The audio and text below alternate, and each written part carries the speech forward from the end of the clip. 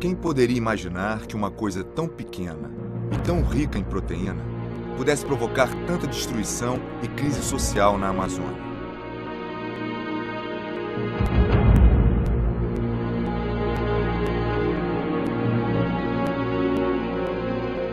A expansão da soja na Amazônia tem atraído grandes fazendeiros de outras regiões do Brasil, que se mudam para cá com a ambição de se tornarem ricos rapidamente. Mas tudo tem o seu preço. Comunidades locais são ameaçadas e expulsas de suas terras, e a floresta é destruída para dar lugar à soja. Para o Brasil, tudo em nome do progresso. Mas para aqueles que perderam suas terras e viram a destruição que a soja trouxe para a região de Santarém, o avanço da fronteira agrícola na Amazônia não significa nada a não ser devastação e miséria.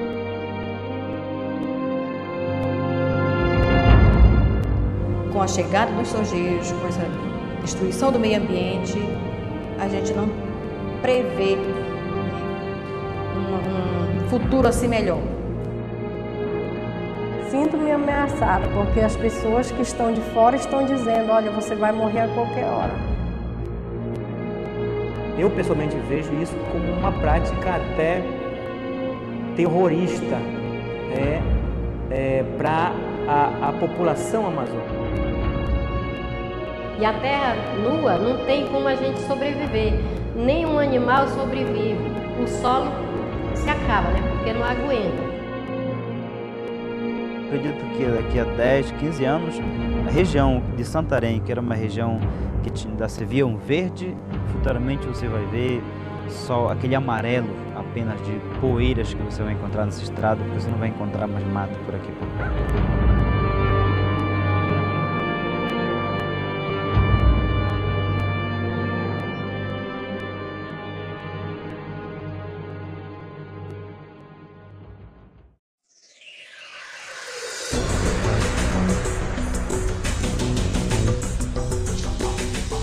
A soja pode ser encontrada em quase todos os produtos do supermercado e também na ração animal.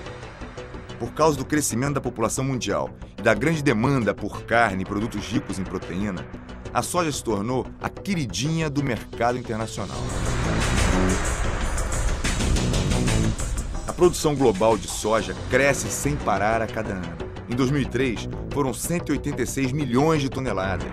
Em 2004, 200 milhões de toneladas. Em 2020, estima-se que a produção de soja chegue a 300 milhões de toneladas por ano. Os principais produtores de soja são Estados Unidos, Brasil e Argentina. Brasil e Estados Unidos competem pelo primeiro lugar nas exportações de soja. O Brasil adotou uma política econômica agressiva para alcançar o seu objetivo sem se importar com os impactos socioambientais.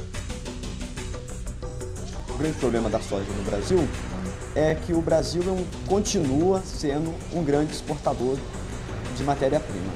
O Brasil exporta grande parte da sua soja in natura, sem nenhum tipo de beneficiamento. Então, para se manter a arrecadação nos mesmos níveis e crescendo, né, do componente soja na economia brasileira, ela crescer, né, conforme a economia brasileira cresce, precisa se ampliar a fronteira agrícola, precisa se produzir cada vez mais.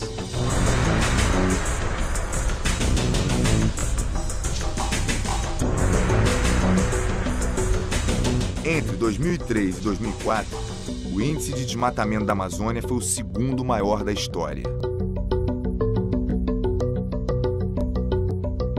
Então, o desmatamento nos últimos 3 anos, né? Em particular nos últimos 3 anos, vive um acréscimo assim, importante. O grande vetor, o grande motor desse acréscimo de desmatamento é a chegada da soja na Amazônia, a expansão dos campos de soja na Amazônia.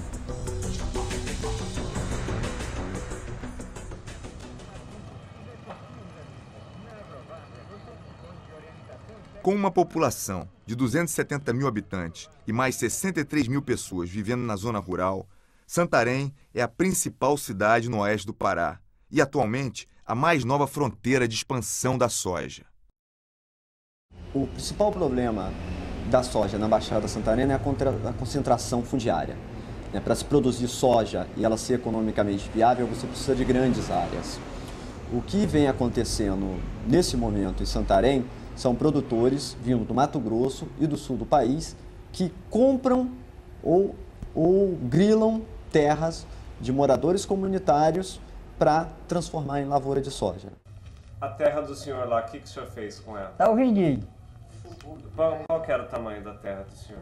300 hectares. 300 hectares? Era grande terreno. E o senhor vendeu por quanto lá? 15 mil. Muitos, como Francisco, aceitam a oferta e se mudam para a cidade pensando que a vida será mais fácil. No entanto, depois de comprar uma pequena casa, o pouco que resta desaparece rapidamente. E que o dinheiro que recebeu não vai dar para se sustentar por muito tempo e com a escolaridade que tem, a possibilidade de arrumar um emprego é mínima. Os alimentos que antes eram produzidos pelas próprias famílias, agora precisam ser comprados. Sem dinheiro, a sobrevivência se torna difícil. Tudo era fruta, era o feijão, era o arroz, era o milho para dar um pinto. Era tudo enquanto nós ia plantar. A farinha aí, nós tínhamos farinha aí à vontade, quando ele podia fazer. Graças a Deus lá era mais fácil por isso, né? E aqui tudo é comprado. Se o camarada tiver o dinheiro, compra, se não tiver, pronto. Pequenas favelas como esta estão aparecendo na periferia de Santarém a um ritmo alarmante. Esse bairro aqui quase todo, gente que veio da colônia. É um bairro novo? É. Com 2 anos essa terra aqui. Cada dia vai aumentando mais. Está vendendo terra? É, vende a terra e vem para a cidade, procurar uma vida melhor e onde fica nessa situação, né? Termina o dinheiro aí, fica nessa situação que fica arrependido, não tem mais jeito, né?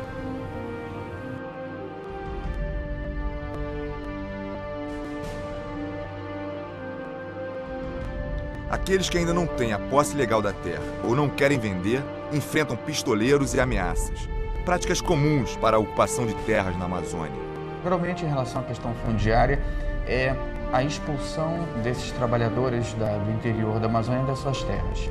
Então, quando chegam até a Procuradoria da República, é porque já houve ameaça dessa expulsão, normalmente de uma forma diferente que se dá, como, por exemplo, com o incêndio da casa dessas pessoas, ou então o incêndio de uma lavoura, joga-se semente de capim aonde tem a roça das pessoas. Geralmente é nessa forma em que se dá a ameaça primeira para que esse povo, essa população da floresta saia da área e deixe a área livre para essas pessoas ocuparem. Simplesmente disseram para eles saírem de dentro da casa que era deles, que a área era deles, que eles não tinham mais nada. Queimaram a casa e destruíram um bocado do que ele tinha, que não, né? Quando ele foi lá comigo, que voltou, eles tinham queimado. Foi a casa do pai de Zezinho que foi queimada. A família morava na região há mais de 36 anos. Até pouco tempo atrás, eles plantavam mandioca, pimenta e frutas. A vida era calma até a chegada da soja. Foi agora 2004, foi horrível, eles queimaram essas... Dia 5, 6 e 7 de novembro de 2004, eles queimaram 20 casas de companheiros aqui, né? Humilharam, pegaram ele na roça, disseram, empurrando com espingarda. Outros eles ficaram de lado, eles assistindo queimar as coisas deles na casa. Nós vivemos aqui um tempo de um terror, de uma coisa horrível. E a gente vê nossos companheiros da zona rural, trabalhadores rurais, perdendo suas terras, às vezes até mandado por sojeiros também, invadindo áreas, tomando as casas, queimando casas, sem que as pessoas que fazem isso sejam punidas. Parece que ainda está na força dos grandes ainda, né, para destruir os pequenos.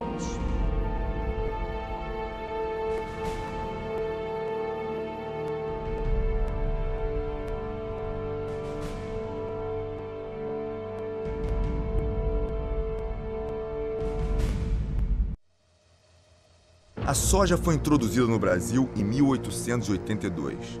Naquela época, os engenheiros agrônomos acreditavam que a soja nunca ameaçaria a Amazônia por causa das limitações climáticas e das condições pobres do solo da floresta para a agricultura. Certo? Errado. Então a soja ela veio entrando pelo Mato Grosso, pelo sul do Mato Grosso. Então não é à toa que o Mato Grosso é hoje responsável por quase metade do desmatamento total na Amazônia. Com o desenvolvimento de novas variedades de soja, as plantações se expandiram rapidamente para o norte do Brasil. Entre 1995 e 2004, a área cultivada com soja no país cresceu 77%. Tudo isso tem uma razão importante, a presença de pelo menos 3 grandes multinacionais, que é a ADM, Bunge e Cargill. Elas são responsáveis por pelo menos 60% de todo o financiamento da produção da soja. Em Santarém, os problemas começaram quando uma das maiores multinacionais do mundo decidiu construir ali seu porto graneleiro. A Cargill é o maior grupo privado de commodities agrícolas do mundo.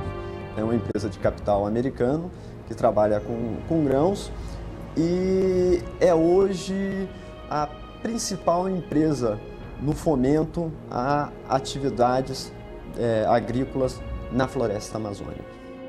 A chegada da Cargill em Santarém foi cercada de polêmica. Segundo a Constituição Federal Brasileira, este tipo de construção exige a realização de estudos de impacto ambiental.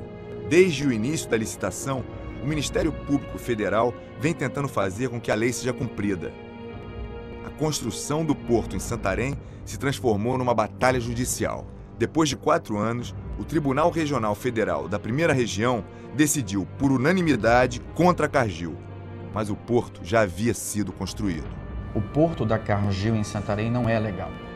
Então se estabelece um empreendimento estrangeiro na região de grande porte, sem que fossem respeitadas as normas ambientais que não só as leis falam no Brasil, mas que a própria Constituição do Brasil manda. O Porto da Cargill, por exemplo, tem em Santarém já há uns 3, 4 anos atrás, que ele é nome do progresso para a cidade, mas que progresso trouxe até hoje?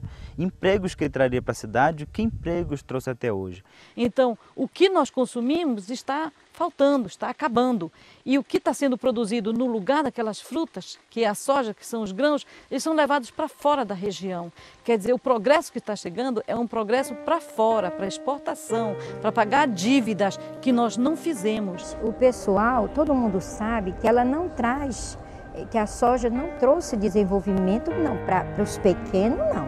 É uma agressão extremamente grave contra as futuras gerações que vão se desenvolver aqui na região. Nós estamos acabando, nós estamos colocando embaixo recursos financeiros que nós ainda não conhecemos, que nós ainda não sabemos a potencialidade deles. E estamos acabando sem ao menos termos estudado. Isso é um crime extremamente grave contra as próximas gerações que vão se desenvolver nesta região.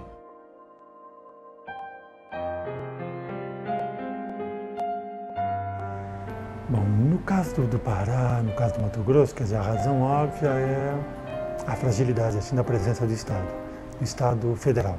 O Estado federal é o grande ausente.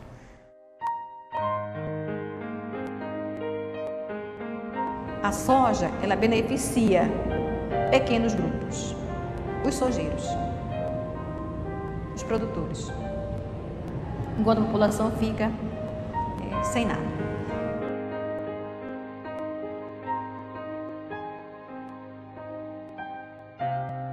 O governo precisa chegar na Amazônia para acabar com a política do fato consumado. Precisa ter uma política clara para as comunidades que vivem da floresta. Caso contrário, essas comunidades vão ser expulsas das suas terras, a floresta vai ser destruída e tudo vai virar um imenso campo de soja. A Amazônia precisa de governo hoje. Nós queremos vida para o nosso povo. E a terra é vida. A Térrima.